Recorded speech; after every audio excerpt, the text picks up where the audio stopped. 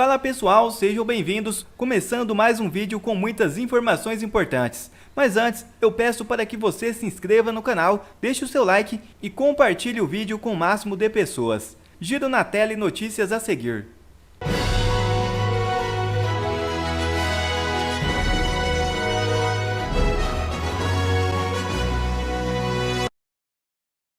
Moraes dá prazo a Bolsonaro para justificar hospedagem em embaixada.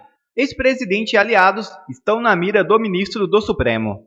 O ministro Alexandre de Moraes, do Supremo Tribunal Federal, deu um prazo de 48 horas a Jair Bolsonaro para se explicar por que se hospedou na Embaixada em Hungria, em Brasília. A estadia do ex-presidente ocorreu durante 2 noites, entre 12 e 14 de fevereiro. A informação foi revelada pelo New York Times. E com apenas uma frase, Bolsonaro enterra a narrativa sobre a embaixada. O ex-presidente Jair Bolsonaro comentou sobre sua hospedagem na Embaixada da Hungria, em Brasília, após a apreensão de seu passaporte pela Polícia Federal em fevereiro. Questionado por jornalistas acerca da decisão de pernoitar no local, ele detonou: "Porventura dormir na embaixada, conversar com o embaixador, tem algum crime nisso? Tenha santa paciência. Chega de perseguir", declarou Bolsonaro. Só para a gente fazer mais uma rodada aqui, eu vou colocar, que eu acho importante para as pessoas que estão nos assistindo darem uma olhada, o Bolsonaro se manifestando numa entrevista de rua depois do evento de ontem que premiou a Michelle como cidadã paulistana. Eu quero passar esse trecho da entrevista do Bolsonaro para vocês. Presidente, o ministro intimou o senhor dar explicação, o senhor vai dar? Como é que vai ser isso? Algum crime porventura bem na embaixada? Mas por que dormiu lá? Eu não vou te responder, tem muita semana aqui, tá? Então não achei nenhum disso. Porventura dormir na embaixada, ou conversar com o embaixador, algum crime nisso? Bom, tem uma da paciência. São negros, né, imprensa? Vou perguntar da Baleia? Vamos informar da Marielle Franco? Eu passei 6 anos sendo acusado de matar a Marielle Franco. 6 anos. Chegou já ali. Acabou o assunto agora? Vamos falar da Marielle Franco? Vamos falar dos móveis do Alvorada, que eu acusado de ter desviado 260 móveis do Alvorada? Chega de perseguir, meu Deus do céu. Dá um tempo pra gente aí, dá um pouco de paz pra gente. Aí se eu tomar uma Coca-Cola na esquina aí, vou ser questionado, porque porventura aquele boteco lá é de alguém que tá irregular com alguma coisa. Igual o Senhor Malafaia. Tô atacando o Senhor Malafaia porque na rua ontem uma igreja, alguém da milícia recebia recurso. Quando você fala em milícia, meu respeito, é fácil saber se tem envolvimento, não é fácil. Procure as votações dos meus filhos e a mim, quando eu parlamentar, e a área de milícia, vê se eu tenho voto lá. Não tem para perseguição, pessoal. Desde que eu fiz de bem para o Brasil. Vocês nunca me entrevistaram sobre o quê? Então, aí fica uma coisa que eu tenho uma percepção de que, e eu vou falar isso do fundo do meu coração, como alguém que tem um carinho fraterno pelo Bolsonaro, que está sendo perseguido, e por vários brasileiros que estão sendo perseguidos também. Ingenuidade, é essa a tua percepção? Essa é a minha percepção. Eu acho que ele está achando que com essa toada o negócio arrefece, porque... E agora eu vou falar do fundo do meu coração a real, tá? Eu acho que o Bolsonaro, em alguma medida, ele imagina que a turma de articulação do Kassab, que está vinculada ao Tarcísio, que tem conversa e abertura com TSE e Supremo, eu acho que, no fundo, ele acha que isso daí pode gerar algum tipo de... eu diria que poderia suavizar o nível da perseguição. Não é no fundo, não, Marco Antônio, é na superfície mesmo. Sim. Sim. A questão que se coloca... Deixa eu atropelar meus colegas, só um minutinho. A questão que se coloca é... Você tocou no fundo da questão. Eu acho, tenho quase certeza, aliás, que Bolsonaro quer fazer uma negociação burocrática com o TSE, para que não haja interferência nas eleições, para que ele não seja preso. Ou seja, só que isso, o TSE está defecando e andando para o Bolsonaro. Inclusive os mudinhos do Bolsonaro, que são 2 omissos. Eles continuam perseguindo pessoas. Bolsonaro não entendeu isso, eu acho. Então, tem pessoas presas, tem pessoas torturadas psicologicamente, como o próprio Mauro Cid.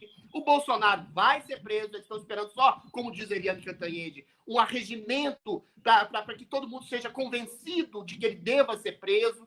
Agora, ele fica se enganando. Ou o TSE ajuda nesse engano, ou o Gilberto Kassab, ou esse governo do centro de São Paulo, fica ajudando. Só que isso é péssimo.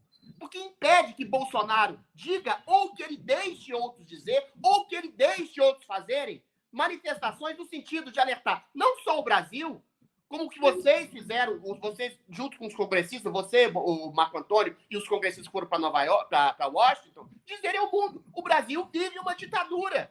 Enquanto não se disser em alto e bom som, aqui dentro e lá fora, que o Brasil é uma ditadura, fica esse arremedo.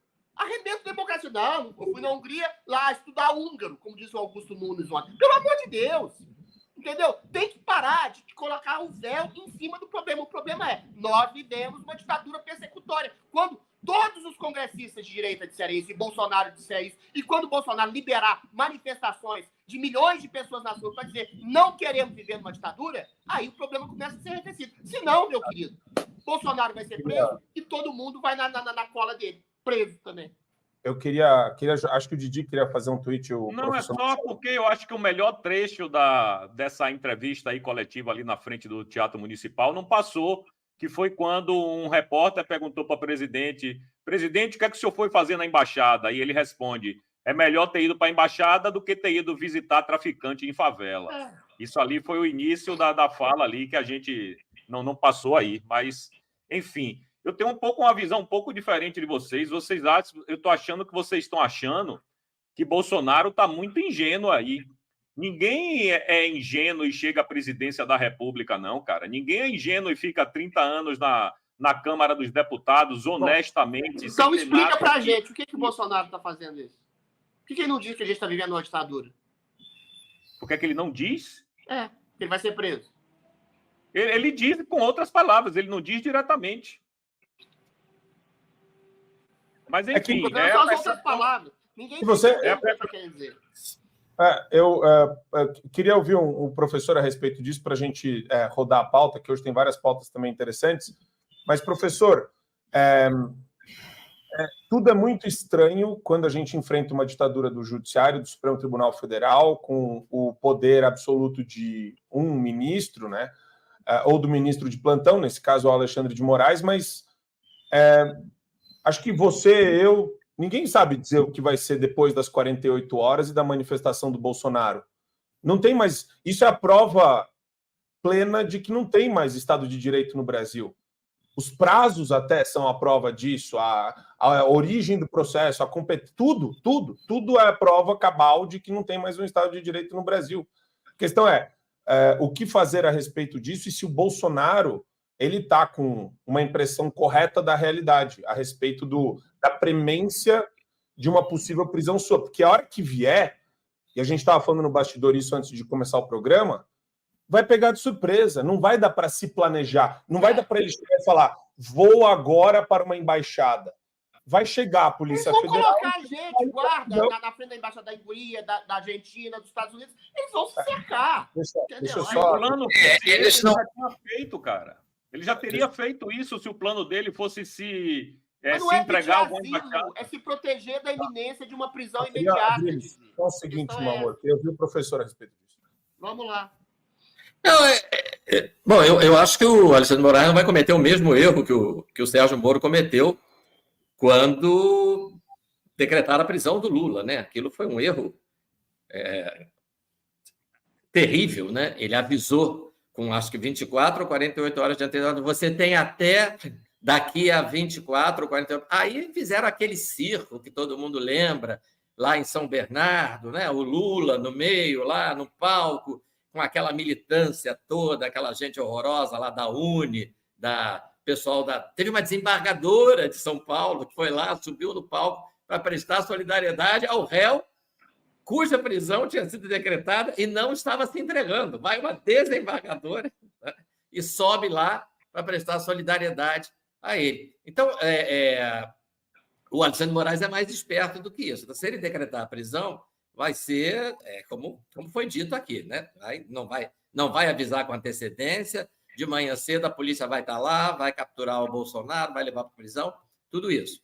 Agora, eu concordo com o Marco Antônio quando ele disse que é absolutamente imprevisível, porque o que nos pauta, né, o que gera a previsibilidade de qualquer procedimento criminal é o devido processo legal. Tá? O processo, os atos processuais têm formas, E essas formas têm razão de ser, não é mera formalidade, né? É a garantia dos direitos, sobretudo do réu. Né? Então, quando você assiste, como a gente assistiu na semana que passou, um réu que diz, em caráter reservado, mas essa conversa é gravada, né? Que foi coagido numa delação premiada, que foi constrangido a dizer coisas que não sabia, a dizer coisas que não viu, a dizer coisas que não conhecia, porque já se queria um roteiro, se queria que ele seguisse na delação premiada esse roteiro pré-estabelecido. Esse réu diz isso, e isso, para quem não é da área, né? Eu vou logo dizer, eu já vi isso muitas vezes. Eu já vi muitas vezes um réu que na delegacia assina uma confissão e quando chega diante do juiz diz: olha, eu não confessei nada, não. Isso aí eu fui constrangido a assinar, eu fui obrigado a assinar. Pode ser verdade, pode ser mentira. Mas o meu ponto não é esse. Nunca nenhum juiz decretou a prisão preventiva do réu por essa razão. Tá? Porque isso faz parte do jogo. O réu chegar e dizer, não, o que eu falei não é verdade, é mentira, eu fui constrangido, eu fui coagido. Quem achar que tem alguma verdade por trás disso, vai lá e investiga. Mas não se pode decretar a prisão preventiva do réu por esse motivo. Tá? Decreta a prisão preventiva do réu perigoso, com péssimos antecedentes, do réu que está na iminência de fugir, do réu que está ameaçando testemunha. Agora, o réu que desdiz o que disse antes, isso faz parte do direito à autodefesa. Né? E, no entanto, nós vimos, né, assombrosamente, esse réu ter a sua prisão preventiva decretada. Mais uma vez, lembrando, eu já estou ficando repetitivo, que trata-se de um tenente-coronel, ex-ajudante de ordem do presidente da República, nunca teve foro especial ou foro privilegiado, como se costuma dizer por aí, né? Nunca foi competência do Supremo decretar a prisão desse sujeito, julgar esse sujeito. Né? Então, assim, acabou, não tem mais o que... Então, não tem mais o que dizer. Né? É um acúmulo de ilegalidade. Vocês sabem que até nesse caso, Marielle Franco, o Supremo está cometendo uma ilegalidade com relação à competência? Por quê? Porque um dos réus é deputado, um dos investigados é deputado federal, efetivamente. E aí a competência é do Supremo. O outro investigado é conselheiro do Tribunal de Contas. E aí, constitucionalmente, a competência não é do Supremo. Tá? Então, se são duas normas constitucionais, não pode prevalecer nenhuma delas. Você tem que ter separação de processos. Mas, enfim, é só mais um detalhe nesse mar de ilegalidades. Hoje à noite eu vou dar minha aula de processo penal, como eu faço toda terça e toda quarta, mas eu vou falar uma coisa para vocês. Está difícil, viu? Tá difícil. Eu vou lançar um movimento de solidariedade aos professores de direito processual penal, porque está fogo. Fogo. Aula de utopia. A realidade é uma utopia hoje no Brasil. E ex-ministro do STF detona a Suprema Corte Brasileira. Assista. O Brasil virou hoje o país dos escândalos. Pare para pensar. Não passa nem sequer um dia no nosso país que um escândalo não venha à tona. Nós temos aí o escândalo da morte por dengue, o escândalo do desmatamento e da queimada da Amazônia, o escândalo da recorde de morte dos Yanomamis, o escândalo do recorde de feminicídio no nosso país, o escândalo do Brasil recebendo ditadores narcotraficantes condenados dos Estados Unidos, o escândalo do presidente se posicionando a favor do Hamas contra Israel, o escândalo do presidente se posicionando a favor do invasor da Ucrânia, um escândalo após o outro. Escândalo dos móveis, recentemente, que mostrou como que esse governo mente descaradamente. O escândalo do Mauro Cid sendo preso no dia depois dos áudios dele tendo sido vazados. Mas tem o maior escândalo de todos. E esse escândalo mostra que o Brasil hoje não é mais uma democracia, que é o escândalo dessa perseguição por parte de membros da nossa Suprema Corte contra a oposição, contra patriotas ou quem se ajoelha num prédio público com uma Bíblia na mão. No dia 8 de janeiro, houve vandalismo, houve crimes cometidos e essas pessoas devem ser condenadas por isso. Mas a forma como se instrumentalizou o 8 de janeiro para acabar com a oposição do Brasil, com certeza passa longe de qualquer democracia no mundo. E esse é o maior escândalo. Agora, um escândalo também que chamou a atenção é um ex-ministro do STF, durante um podcast, uma entrevista, detonar essas decisões dos atuais ministros do STF. Um par deles, que até poucos meses atrás estava sentado na cadeira como um superior, Supremo Tribunal Federal, está agora dando uma entrevista acabando com eles. Esse é o tipo de discurso que eu pretendo levar para todos os parlamentares e a imprensa do mundo inteiro escutar. Porque aqui não é um bolsonarista falando, aqui é o Marco Aurélio, ex-ministro do STF. Vamos ouvir. As ações penais, se cabíveis, deveriam estar na primeira instância. Mas vejam que os envolvidos são condenados. São condenados não só pelo crime de dano, que houve realmente dano praticado, como também por tentativa violenta de abolir o Estado Democrático de Direito. E aí a penação é muito severa, é muito drástica, né? Tivemos uma tentativa de golpe em 8 de janeiro, a resposta para mim é desenganadamente negativa. Desenganadamente negativa, ou seja, absolutamente sem a menor possibilidade de equívoco, não houve uma tentativa de golpe. Isso quem está falando é um ex-ministro do STF. O que nós tivemos foi... Provavelmente o Moraes vai colocar ele no inquérito das fake news também. Vai ter a casa dele invadida pela Polícia Federal. Uma manifestação popular com alguns baderneiros. E aí houve, como se costuma dizer, o estouro da manada, com um quebra-quebra. Mas não houve tentativa. Como tentativa de golpe sem o apoio das Forças Armadas? Sem contar sem armas. Pois é, sem armas. Parece que havia só uma pessoa com uma pequena faca, né? Olha só o nível de lucidez desse cidadão, né? E ele fala mais um pouco sobre o que está acontecendo hoje, que eu achei interessante. Dificuldade que os ministros do Supremo têm hoje de circular, de ir ao barbeiro, como o senhor vai, até hoje vai, sempre foi, ao supermercado, etc. Viver uma vida de cidadão sem um exército, um batalhão de seguranças acompanhando, né? A que o senhor atribui isso? Por que o Supremo chegou a este ponto? Olha, eu percebo que os integrantes perderam praticamente a cidadania. O integrante que não pode sair, não pode conviver com o cidadão, ele evidentemente está enclausurado. Por que chegou a esse ponto? Talvez pelas atitudes. Agora mesmo nós estamos aí diante de uma situação concreta extravagante. Extravagante porque o Supremo, pior do que havia na época do regime de exceção... Pior do que havia na época do regime de exceção. Ex-ministro do STF dizendo que o Supremo hoje está pior do que a ditadura. Ele se declarou competente para as ações penais relativas a 8 de janeiro. E quando não se tem envolvido, por enquanto, detentor da prerrogativa de ser julgado criminalmente pelo Supremo. Então, há algo que os cidadãos veem praticamente como uma forçação de mão para atuar. E o que ocorre é que não se tem um órgão acima do Supremo. E quando ele decide, não há quem recorrer, né? Então o desgaste decorre dele estar na vitrine, dele estar se expondo em demasia, inclusive com alguns atos que, a meu ver, discrepam da organização do direito. O STF está tendo atos que se discrepam da organização do direito? Alguns atos de força.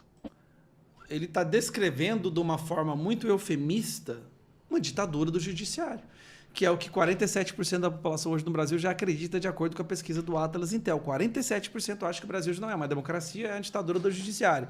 Se essa pesquisa foi feita 2 meses atrás, com certeza agora o valor já passou de 50%. Nós temos um país onde a maioria não acredita que vivemos em uma democracia. Se a democracia é a vontade da maioria, o que é um país onde a maioria não acredita que o país é uma democracia?